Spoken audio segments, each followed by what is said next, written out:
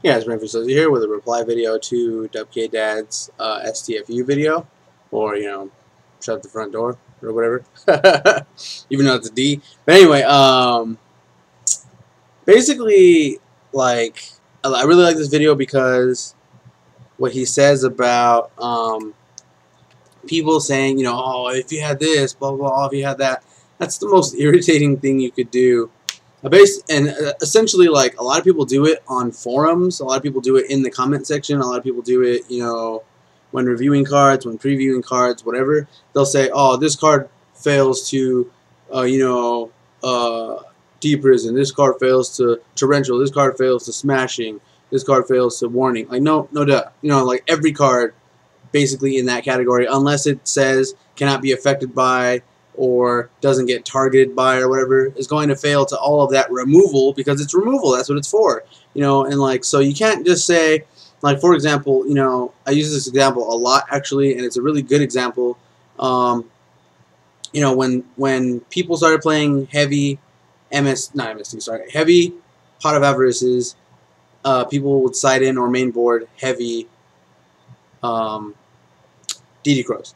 So people were scared to play Pot of Avarices because they were afraid that they were going to, activate it, and then, your opponent will go, "What are your targets?" And, you pick that one monster that you want to get back, and they go DD Crow.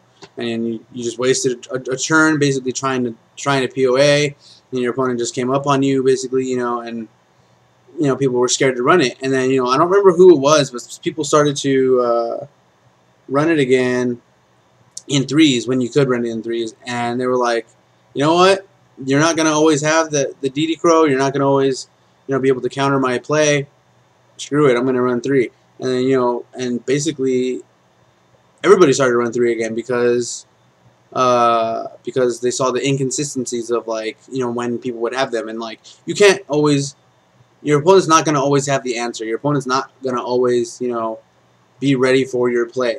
And you have to take into consideration that, yeah, this game is skill based, but it's also very luck based.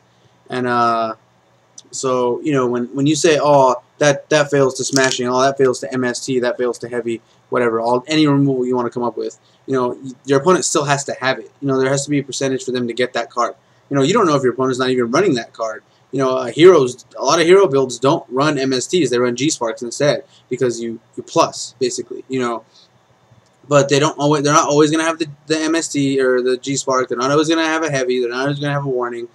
So you just got to, and if they do, they have it. There's nothing you can do about it. Just basically suck it up and play around it. But and that's where the level of player shows through, when you can play out of a situation like that, when your play gets derailed and you can play through it. And that's what Dubkdad was saying basically. He's just saying he's tired of hearing these people who think that they know everything telling him, oh, that fails to this, that fails to that, oh, you should do this. No, yeah, no, duh. I'm not stupid. He's saying that basically he's not an idiot. He knows what's what. He knows the meta. He knows what removal there is. But if he doesn't have an answer to their answer, or if they have the answer, and and he knows that they have the answer, and there's nothing he can do about it, then that's it. That's the hand he was dealt. And basically, just like, keep those kind of comments to yourself, or like, whatever. Like, be a little more constructive about it.